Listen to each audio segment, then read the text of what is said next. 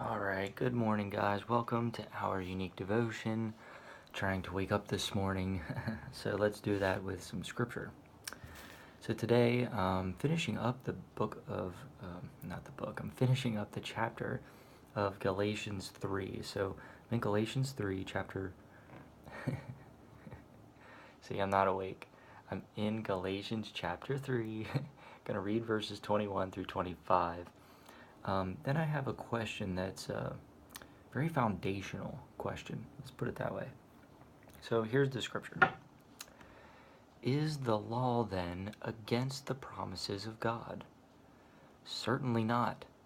For if there had been a law given which could have given life, truly righteousness would have been by the law. But the scripture has confirmed all under sin, that the promise of by faith in Jesus Christ might be given to those who believe. But before faith came, we were kept under guard by the law, kept for the faith which would afterward be revealed. Therefore, the law was our tutor to bring us to Christ, that we might be justified by faith. But after faith has come, we are no longer under a tutor. What do you believe? Now it says here, to those who believe. And this question is a little bit deeper than a little bit deeper than people usually take it.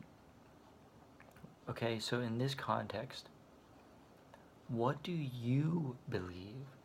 Not what others have told you. Not what others have written down that you have read through. But through your experience, through your trials in this life, what have you experienced that make this make sense? Quick example. Growing up in a church, I was brought up in a certain way, and I was taught certain things, and I repeated them, and I did them. Some of them were very justifiable, and I still continue them today. But some of them, even the justifiable ones, I did because I was just, for lack of better words, programmed to do that. To say prayers, to show up to church every Sunday, to take communion, to sing certain songs. Though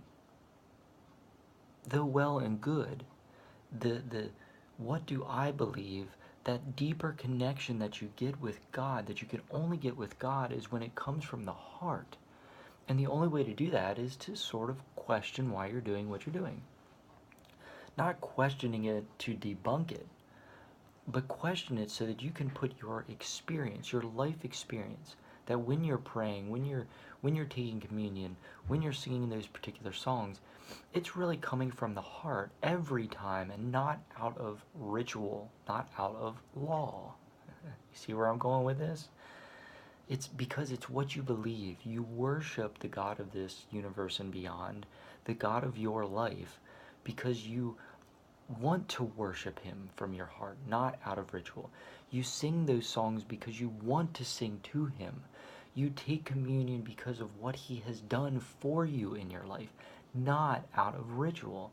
The only way to get to that point is to really wholeheartedly ask that question of, what do I believe, in just about every aspect of your life. Anything you can think of, any trial that's going on in your life, any goodness that's happening in your life, anything from this point before, anything from this point going forward, the question of what do you believe really needs to be asked, just to get a little bit deeper and build that communication between you and God.